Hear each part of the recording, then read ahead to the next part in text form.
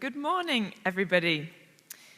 My topic for you this morning is health and how we as food producers, I think, can make a positive impact to people's health. It's been a great opportunity working in both medicine and farming. My husband and I are first-generation farmers, so for the last 6 years, we've been on a really fascinating journey learning about all different types of farming systems.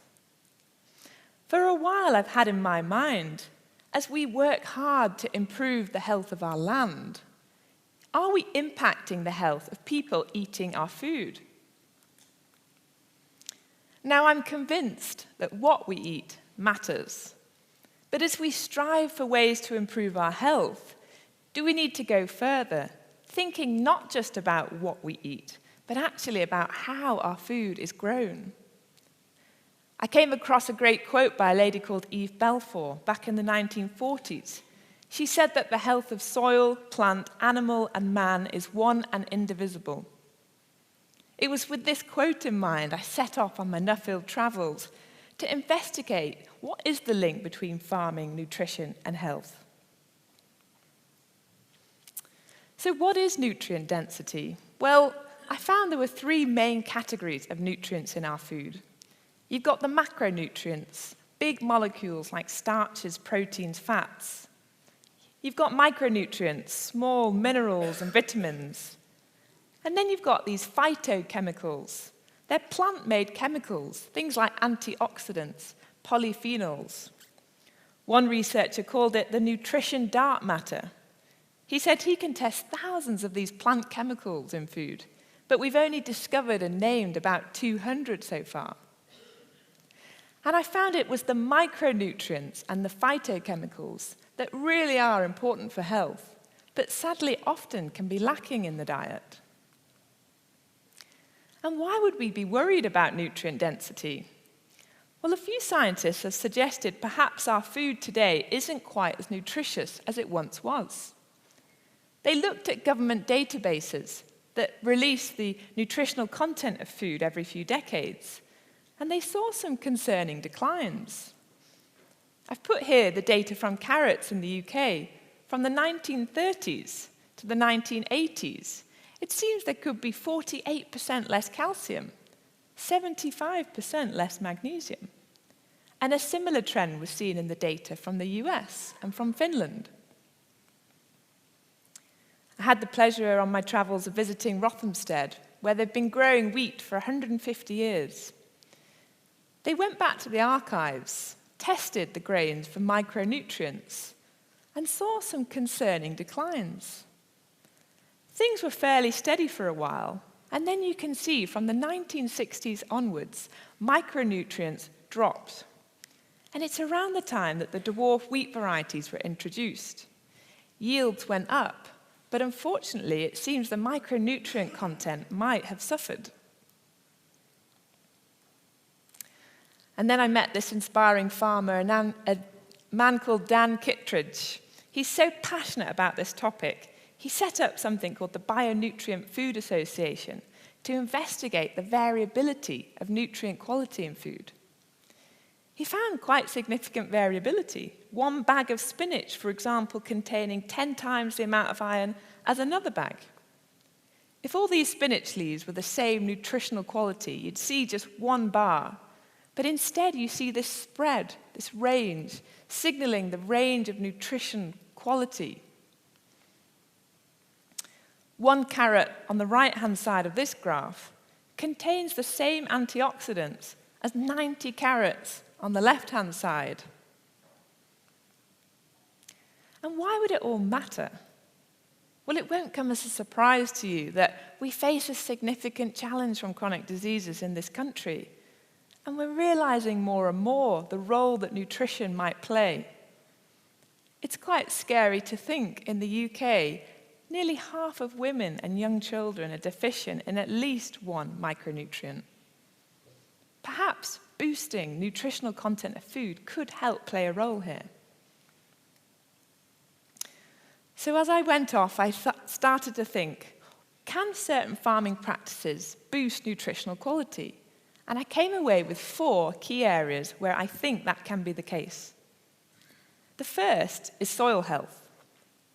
The Bionutrient Food Association, who I mentioned previously, the one thing they can correlate with higher nutrition density is something called the soil CO2 burst.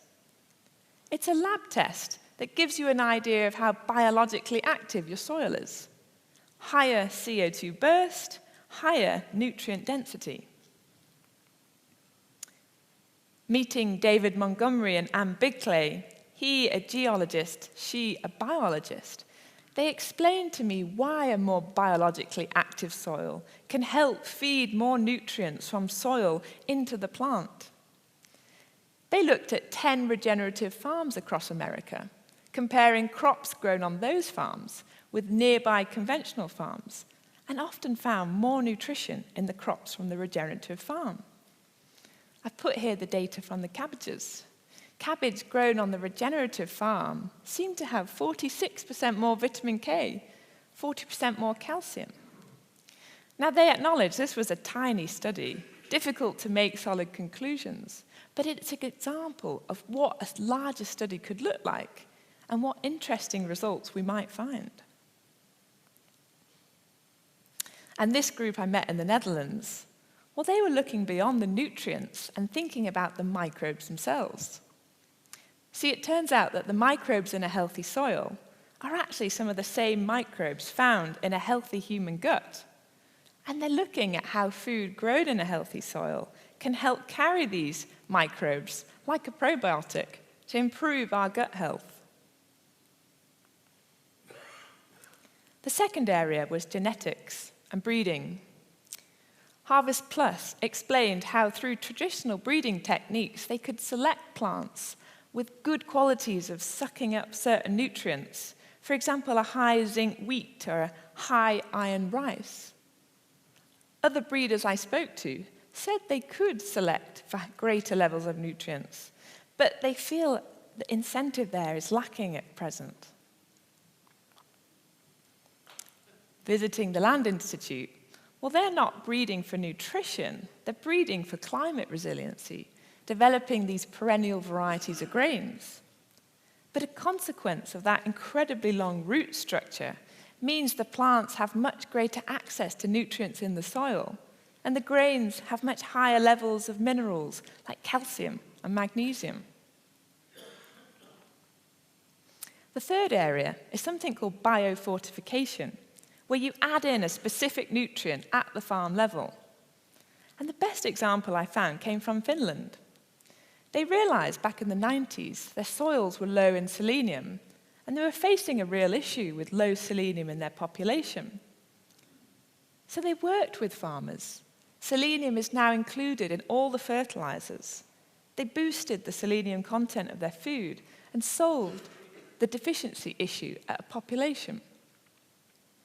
And the significance of this recently came to light in the pandemic, as people with optimum selenium actually did better when infected with COVID, probably a result of selenium playing a key role in our immune system. And the final area was animal feed. More grass and forage in the animal's diet, greater amounts of healthy omega-3s in the milk and the meat. Now, omega-3s and omega-6s are both healthy, essential fats. But historically, we would have eaten around equal quantities of the two. Whereas our modern-day diets now contain far greater levels of omega-6 and far less omega-3s. And some people suspect this is promoting inflammatory diseases. Speaking to researchers in the Dairy Institute, cows fed on a total mixed ration with little forage had around 8 times the amount of omega-6s to 3s, whereas cows on a 100% forage diet had equal quantities in their milk, much greater total abundance of those healthy omega-3s. And there's research ongoing in humans now to see if more omega-3s in the diet can help reduce things like heart disease and dementia.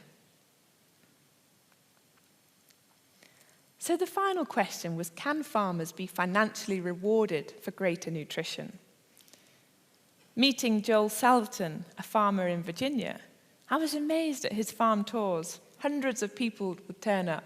He was a great speaker, advocating the benefits of his system, not just from an environmental point of view, but increasingly from a nutrition and health perspective.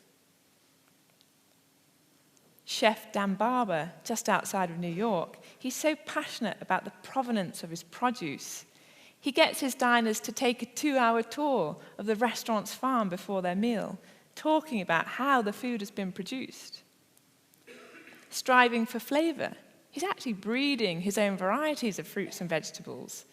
And it turns out those with greater flavor often have greater nutrition, and he's sharing that with his diners.